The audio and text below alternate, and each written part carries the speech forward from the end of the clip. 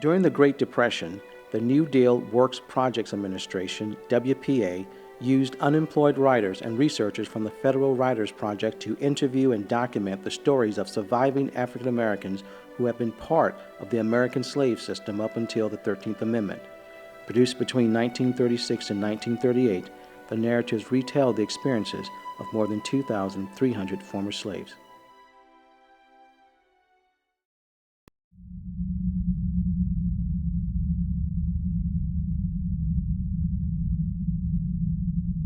I want to get your final thoughts, but before I get your final thoughts, I want y'all to do an entire reading without the comments, just to get a feel for the whole piece. Okay. And we'll do the round robin thing again.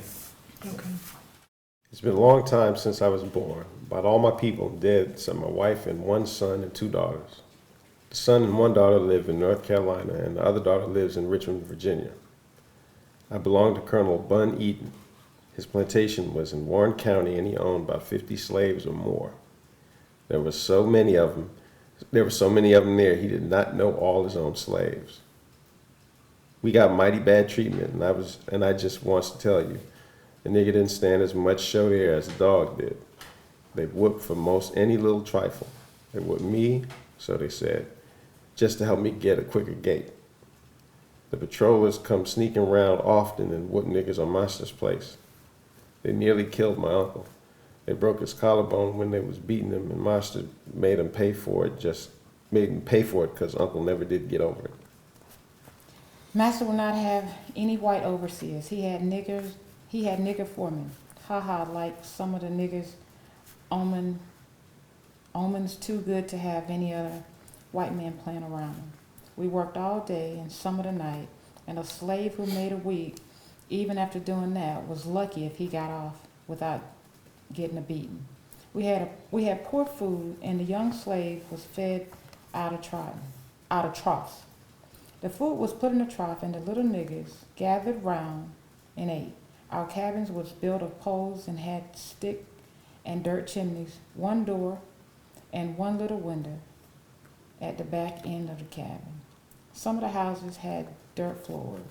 Our clothing was poor and homemade. Many of the slaves went bareheaded and barefooted. Some wore rags round their heads and some wore bonnets. Master lived in the great house. He did not do any work, but drank a lot of whiskey, went dressed up all the time, and had niggers to wash his feet and comb his hair.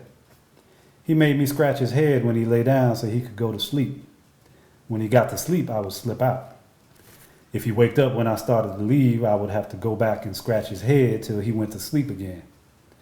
Sometimes I had to fan the flies away from him while he slept. No prayer meetings was allowed, but we sometimes went to the white folks' church. They told us to obey our masters and be obedient at all times. When bad storms come, they let us rest, but they kept us in the field so long sometimes that the storm caught us before we could get to the cabins.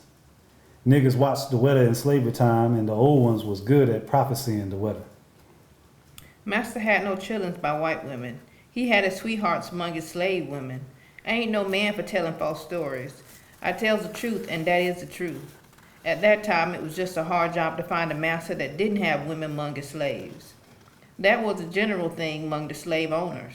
One of the slave girls on the plantation near us went to her missus and told her about her master forcing her to let him have something to do with her, and her missus told her, well, go on, you belong to him.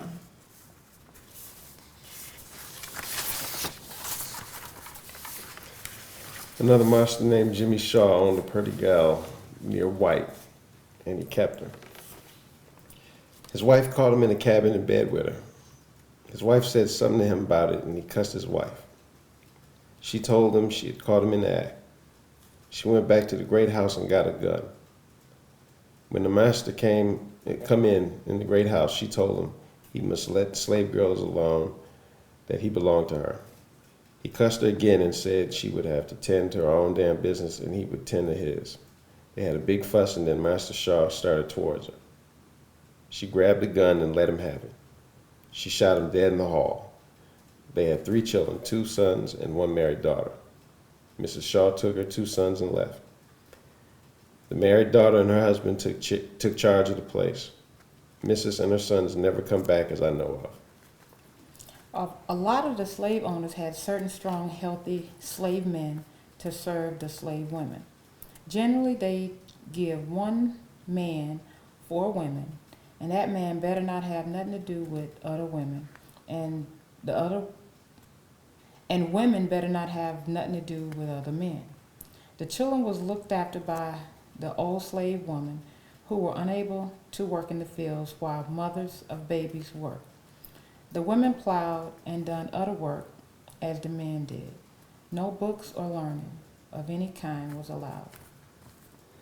One morning the dogs began to bark, and in a few minutes the plantation was covered with Yankees. They told us we was free. They asked me where Master's things was hid. I told them I could not give up Master's things. They told me I had no master, that they had fighted 4 years to free us, and that Master would not whip me no more. Master sent to the fields and had all the slaves to come home. He told me to tell them not to run, but to fly to the house at once. All plow hands and women come running home. The Yankees told all of them they was free. Master offered some of the Yankees something to eat in his house, but they would not eat cooked food. They said they wanted to cook their own food. I saw slaves sold in slavery time. I saw them whooped and many ran away. Some never come back. When we were sick, we took lots of herbs and roots. I married Roberta Edwards 51 years ago. We had 6 sons and 3 daughters. Out of the war, I farmed around from one plantation to another. I have never owned a home of my own. When I got too old to work, I come and live with my married daughter in Raleigh. I've been here for 4 years. I think slavery was a mighty bad thing, though it's been no bed of roses since. But then, no one could whoop me no more.